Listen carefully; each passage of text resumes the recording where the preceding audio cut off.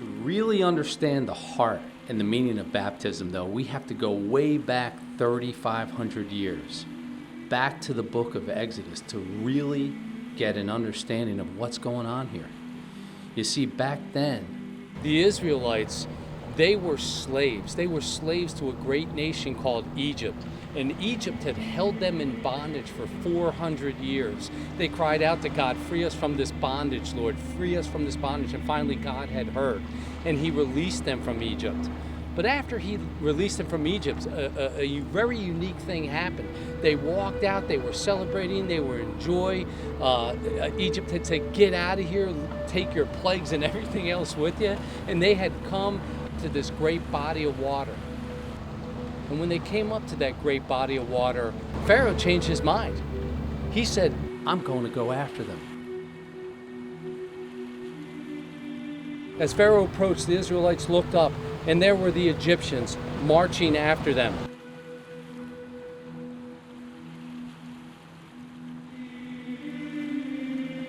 They were terrified, and they cried out to the Lord. They said to Moses, "Was it because there were no graves in Egypt that you brought us out to the desert to die? What have you done to us by bringing us out of Egypt?" Moses answered the people, "Do not be afraid. Stand firm, and you will see the deliverance the Lord will bring you today." The roar of the Egyptians coming, standing up against the water. God says, "Move," and the waters part, and Israel walked through that water. But what happened? As they went through and crossed through that body of water on dry land, what they had been a slave to all of their lives followed them in behind. And as they came into the water closed up and swept away who they had been a slave to for 400 years, never to be seen again. Now, thousands of years later, where does that leave us? We've seen that the Israelites, they were a slave to the Egyptians for 400 years, but aren't we in the same position? Aren't we in a position where we have been slaves to sin all of our lives? We cry out to God, "Set me free, Lord. Set me free from whatever it is, pornography, greed, lust, whatever it is, Lord, set me free from this." And we want to be released from what we've been a slave to.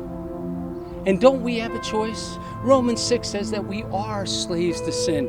Yet Jesus says to Nicodemus in John 3, verse 5, he says, "Very truly I tell you, no one can enter the kingdom of God unless they are born of water and spirit." See, we have a choice too to go up to the water like the Israelites did. We go up to the water in baptism and we make a choice. Do I go in trusting and believing in the Lord and what he did on the cross for me? And when I do, I can be sure of one very, very simple thing, that what took place thousands of years earlier will take place with me now.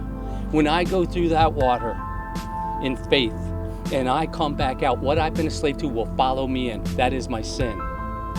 And my sin, like the Egyptians, will be washed away. I will come out born again, brand new. We come out of the water in baptism and we are born again. Today, our new life begins. Kelly McAndrew, Soldiers for Faith. Thank you.